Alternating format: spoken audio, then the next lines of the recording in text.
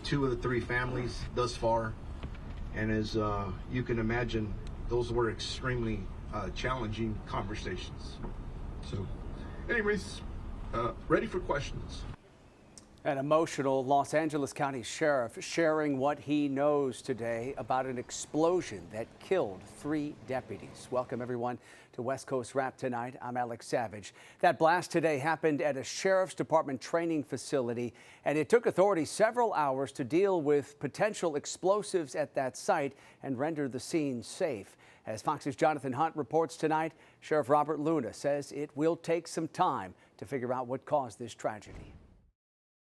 Authorities responded to a deadly explosion Friday morning in Los Angeles. It happened at an LA County Sheriff's Department facility east of downtown LA. Authorities believe it was an accident that may have occurred when deputies were moving explosives. 3 sheriff's deputies were killed. This is, unfortunately, the largest loss of life for us as the LA County Sheriff's Department since 1857. The victims were members of the department's arson and explosives detail. Sources tell Fox it was not part of a training exercise that was planned for the facility later in the day. And the individuals who work our arson explosives detail, they have years of training. Aerial footage of the scene showed what appeared to be a backpack on the ground near a police SUV with a shattered back window, about 15 yards from the van where the explosion happened. Officials are not yet saying publicly what exactly exploded. There's a lot more that we don't know than what we do know. In a statement posted to X, Attorney General Pam Bondi said federal agents are at the scene assisting with the investigation and working to learn more about what happened. Officials say this was an isolated incident. They have rendered the remaining explosives at the scene safe, and there is no further threat. In Los Angeles, Jonathan Hunt, Fox News.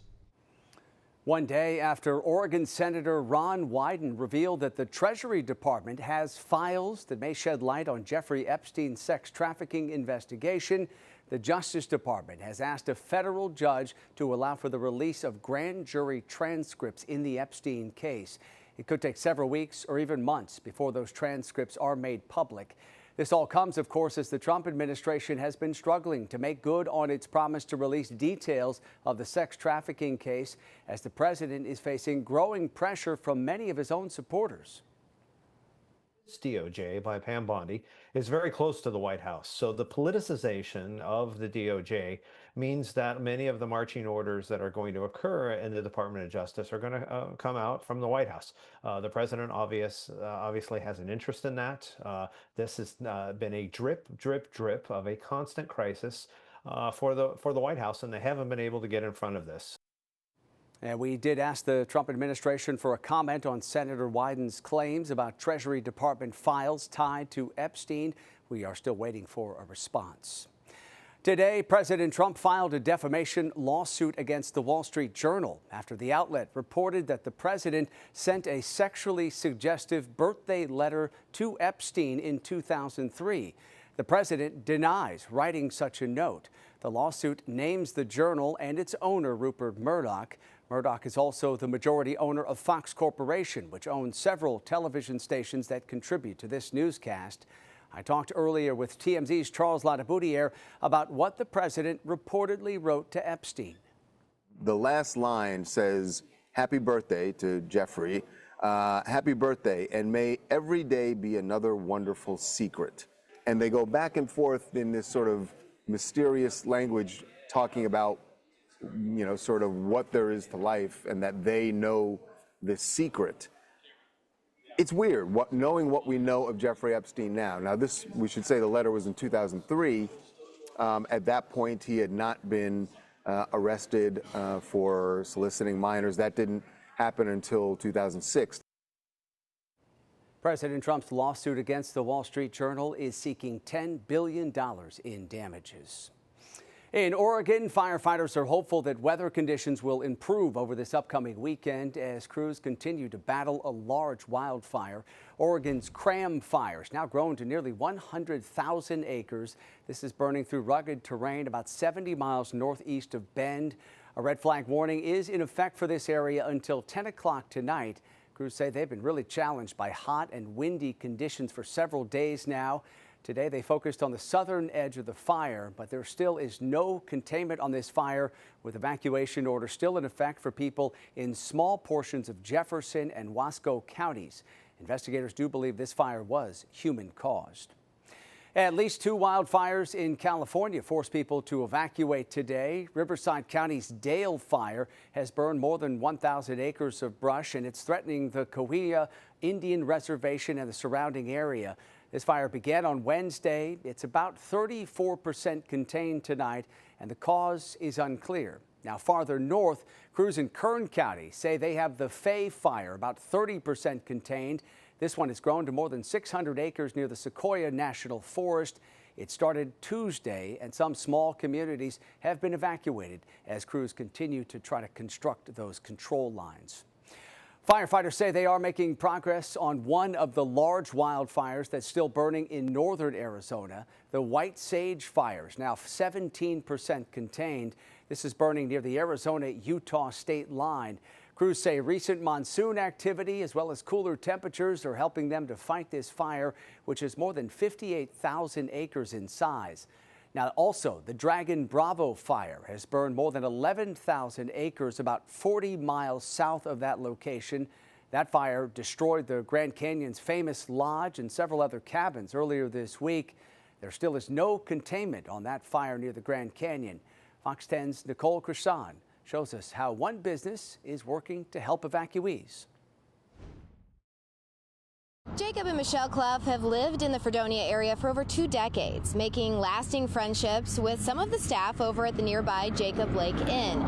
They said that when they heard their friends needed help evacuating from the inn due to the White Sage Fire, it was a no-brainer for them to step in. If there's a need, we're just so happy to help. Longtime Fredonia residents Jacob and Michelle Clough say their personal connection to the staff at Jacob Lake Inn made it easy to say yes to hosting some evacuees of the White Sage Fire. Hiram talked to his boss and said the Cloughs told us they can take care of all of us. And his boss says, do you know how many there are? And so he had to call me and say, tell me how many there were. And said, yeah, we can take care of you. More than 40 people ended up at the Cloughs' home Thursday night. We had people sleeping on couches and everything, but we got everybody somewhere to sleep. We loved having them here. I was actually sad when they left. I'm like, oh man. One night we stayed up late and played card games with them, and it's like, it just felt like kind of like it was a family reunion. The Cloughs hosted a smaller group Friday and Saturday nights and say they were far from the only locals to offer help for evacuees. The Jacob Lake Inn, luckily still untouched by the White Sage Fire,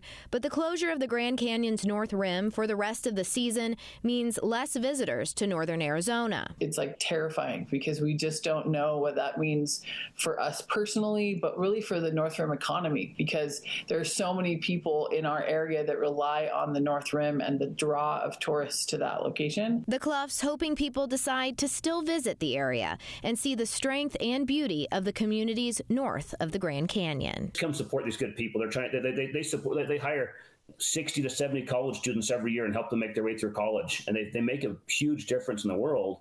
And so we just want to see them be able to continue their legacy and financially survive this. And a reminder that while the North Rim is closed for the remainder of the 2025 season, the South Rim does remain open for visitors. Nicole Crisson, Fox 10 News. In Southern California, a large-scale operation is underway right now to recycle concrete and steel from homes that were damaged during the wildfires in Los Angeles County earlier this year. Officials say the metal is compacted and concrete is crushed. Those materials will then be washed, loaded onto trucks, and sent to temporary sites run by the Army Corps of Engineers to begin the recycling process. Between the Palisades and the Eaton fire, it's the largest wildfire debris cleanup operation in the 250 years that the Corps of Engineers has been here. So there is a lot of debris that needs to be cleaned up. Making fresh concrete and steel are major contributors to climate change, and industry experts say recycling these materials is a great way to recover and rebuild in a sustainable way. Coming up tonight here on West Coast Wrap, a cutting-edge robot designed to help humans deal with extreme heat.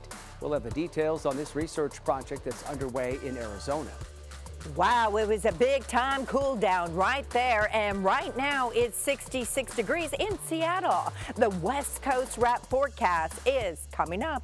Also coming up tonight, a special trip for a Southern California woman who is 102 years old. Why this ride on a fire engine was so meaningful. A man who was held by ICE for 2 months in the Pacific Northwest has now been released from custody, and he's sharing more about his ordeal. 42-year-old Maximo Lodonio is a U.S. green card holder who was detained back in May after returning from a trip to the Philippines. He was taken to an ICE detention facility in Tacoma. Some people took part in protests outside that facility after learning about his story. Lodonio says what he went through was not just. It's a worst feeling coming back to my country, to the United States, where I grew up, love and raise a family, yeah, it's something I would never, or anybody would like, to experience that. We also heard from Lodonio's wife, and she talked about the challenges she faced trying to fight for her husband's release. You have to quickly figure it out. As much as you want to give up, because it's so hard, mentally, physically, and emotionally. Giving up is not an option. The family expressed thanks to the organization Tanggol Migrante, the labor union, elected officials, and everyone in the community who showed support. They are planning to continue to fight for others who are still detained. A judge's order blocking President Trump's plan to end birthright citizenship for the children of those who are in the U.S. illegally took effect today. The ACLU says that order, quote, protects every single child whose citizenship was called into question by the president. The Trump administration could still appeal this order. The Justice Department, though, has not yet commented on whether it plans to appeal. Health advocates in Colorado are looking for ways to stop a rise in insurance premiums. Health insurance companies are preparing to hike premiums after several tools that were meant to lower premiums were not included in the president's spending plan passed by Congress. Rates for premiums are set to increase by 28% for the average Colorado resident, even higher for those on the western slope, who are set to see an increase of about 38%. Bill has done is it's removed a lot of mechanisms that we've been using since the passage of the Affordable Care Act to try and reduce the cost of premiums and improve people's coverage and access to care. So these include things like premium tax credits, other subsidies, other affordability mechanisms.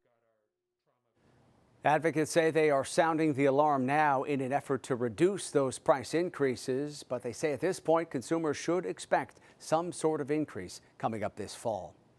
All right, we talk about our weather now here in the West, and many people in southern New Mexico spent the day assessing the damage from the latest round of flash flooding. Heavy rain hit the small community of Ruidoso and the surrounding area yesterday. This is the same spot where flooding killed 3 people earlier this month. First responders rescued at least 2 people during yesterday's storms.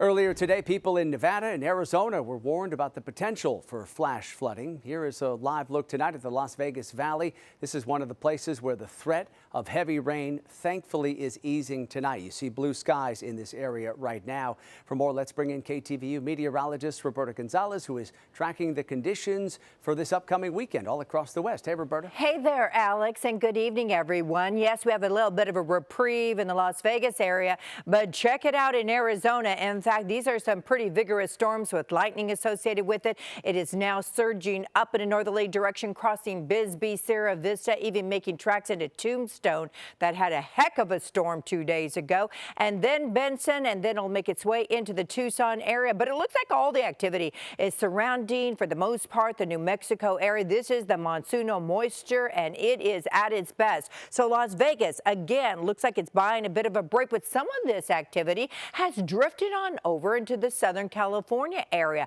I'm talking about the Mojave Desert working its way all the way up into Crestline, and that's the Big Bear area. You see the precipitation there around the Cajon Pass and even into Riverside County.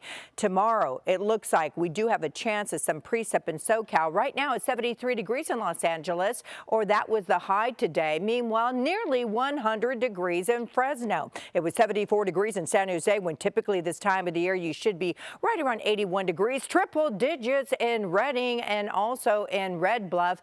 Meanwhile, 64 in San Francisco, when your average high temperature this time of the year is 67 degrees. Beautiful, gorgeous day in Seattle. The heat wave has burst. It's over with. And then we head to the San Francisco area, where you can see the bank of cloudiness right here. That is the marine layer. It's ready to push back on shore. Again, the high there was 64 degrees. We just caught this. I snapped this photograph off of our computer image from our Fox affiliate in Phoenix, and look at the monsoonal moisture moving into that area. The high temperature was 108. And then we head to the Los Angeles area. This is Santa Monica Beach, 81 today in Los Angeles, and your average high is 82, so pretty close to spot on. Now, the temperatures at this moment, 89 degrees in Reno. It's 70 degrees in Denver. So again, the monsoonal moisture, it's into play. All this activity wants to track into the Nevada area. I'm talking Vegas tomorrow, and a slight chance in the suburbs around the Los Angeles basin. We'll wake up to morning fog in the San Francisco region, and it's going to be spot on for this time of the year and throughout the Pacific Northwest. After that blistering heat wave, we're talking about temperatures near average in throughout the Seattle region, all the way into San Francisco. That's slightly below normal. Los Angeles, again, you're about 5 degrees below average, but for this time of the year, temperatures look good in Phoenix, even below the normal of 107 degrees, and nice in Denver. I hope you all have a great weekend. All right, you do the same, Roberta. Thank you. A group of researchers have created robots that are designed to help humans manage the effects of extreme heat. Fox's Ted Lindner has more tonight on the work they're doing at Arizona State University. Scorching temperatures are becoming the new norm. As the National Oceanic and Atmospheric Administration reports, the Earth's temperature has risen an average of 0.11 degrees each decade since 1850. The increasingly warmer summers has researchers at Arizona State University looking for ways to combat the heat while also keeping people safe. Andy can be put in really dangerous environments that are super hot that you wouldn't want to put a human in. Andy, or Advanced Newton Dynamic Instrument, is a robot designed to simulate how a human body would react to some of the harshest weather on Earth. Andy can deal with these extreme thermal environments, reach a core temperature that would kill humans, but Andy is fine. We can just restart him. Meanwhile, another robot named Marty often works with Andy to determine the overall conditions of the environment. So Marty's getting all the different radiative fluxes. That's the most important piece, actually, in a hot climate to the human body, is that solar radiation. It's also getting air temperature, wind speed and direction, and humidity. Researchers have made Andy fully customizable to test how different people may respond to certain conditions. We can set Andy's age. We can set certain parameters around, blood flow and sweat rate. That can change with age as well. Researchers say the robot's human-like features provide accurate information into how we try to keep cool. We're going to thermoregulate based on the environment we're in and the activity we're doing and even the clothing we're wearing. Arizona State says research from the robots could help to design the most efficient cooling technology for humans in the future. Ted Lindner, Fox News. Coming up tonight here on West Coast Wrap, a perfect match in Southern California. Tonight, a 102-year-old woman shares her experience riding on a fire engine that's 102 years old as well. Also coming up tonight, a lot of people have probably seen this video of Arizona police officers delivering a meal after they arrested the delivery driver who was supposed to drop it off. Tonight, those officers are talking about what they did, going above and beyond on the job. Citizens that we're here to serve.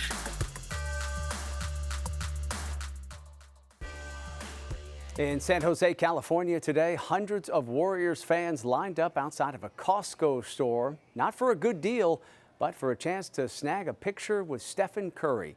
The NBA star was out there for a few hours today, saying hi to fans and promoting his new sports drink, Plezzy. Many of those fans were lined up hours before this event kicked off today. The Warrior star also had a planned visit today to a Safeway supermarket nearby, also in San Jose. Look at that crowd out there. Well, it's a video that's getting a lot of attention on social media, showing two police officers in Tempe, Arizona, going above and beyond the call of duty after making an arrest. Fox 10's Dominique Newland spoke with them about their viral pizza delivery. It was the 4th of July when Brandy Parrish and her husband were having a movie marathon at home. The couple got hungry and decided to order some hot and ready Little Caesars pizza through a food delivery service. Stuffed crust, pepperoni pizza with some crazy puffs. Very important. While tracking the driver's whereabouts, Brandy noticed the driver picking up the order and heading her way until he's making really good time. And then all of a sudden he stops about a block away from our apartment and we're like, okay, this is fine. Maybe it's just traffic, maybe it's something. And then it keeps going and going, and it's been about 15 minutes. And then all of a sudden I see his car start going the opposite way. Not something you want to see when you're hungry waiting on your food. Turns out the order was hot and ready, but the driver was caught and steady. Arrested mid-delivery during a traffic stop for reckless driving and excessive speed. She doesn't get her pizza. He doesn't deliver the order. It's going to make his night worse than it already is. There's no need to affect him criminally and affect his job, especially when we can mitigate that. So we try to do that on every stop. To Brandy's surprise, she saw two officers, Officer Young and Officer Coda, on her Ring doorbell camera with her pizza in hand. The night traffic squad at the Tempe Police Department still ensuring she got her order in a timely fashion. It closes the gap between us and the public, the citizens that we're here to serve, get a better image and not have such a negative outlook and, just be able to create a better relationship. And an even better, memorable experience for not only the couple, but the officers as well. Committed to serving their community, whether it's safety or a spur-of-the-moment pizza delivery. For Fox 10 News, I'm Dominique Newland. All right, finally tonight, a Southern California woman who is 102 years old took a special ride on a historic fire engine that is also 102 years old. Lois Rufer took that ride on Huntington Beach's very first motorized fire engine. It entered into service the same year that she was born, in 1923. That year, the Seagrave fire truck replaced horse-drawn firefighting. I saw it in a parade many, many, many years ago, and I wanted to see it because it's 102 years old, and so am I. The Huntington Beach Fire Department paid more than $14,000 to buy that truck back in 2002 from a museum in Los Angeles. The truck is now fully operational after years of restoration. Such a meaningful ride there. You'd love to see it. That does it for West Coast Wrap tonight. We appreciate you watching. And a quick reminder before we go tonight, you can always stay up to date on all the big stories we're following at westcoastwrap.com. Have a great night.